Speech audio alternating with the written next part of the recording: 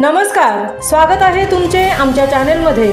आवाज महामुंबईचा, शोध बातमीचा, कौल मनाचा। चला तर मग आमचे चॅनल शेअर करा, लाईक करा आणि सबस्क्राइब करा। धन्यवाद।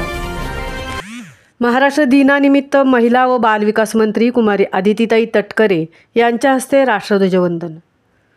महाराष्ट्र राज्य स्थापनेच्या 66व्या वर्धापन दिनानिमित्त महिला व बालविकास मंत्री कुमारी आदितीताई तटकरे यांच्या हस्ते पोलीस कवायत मैदान येथे आयोजित समारंभात राष्ट्रध्वज फडकवण्यात आला आणि राष्ट्रध्वजवंदन करण्यात आले। यावेळी जिल्हाधिकारी किशन जावळे, जिल्हा परिषद मुख्य कार्यकारी अधिकारी नेहा भोसले, उपमुख्य कार्यकारी अधिकारी सत्यजित बडे, पोलीस अधीक्षक अभिजित शिवथरे यांच्यासह विविध विभागाचे वरिष्ठ अधिकारी, ज्येष्ठ नागरिक उपस्थित होते।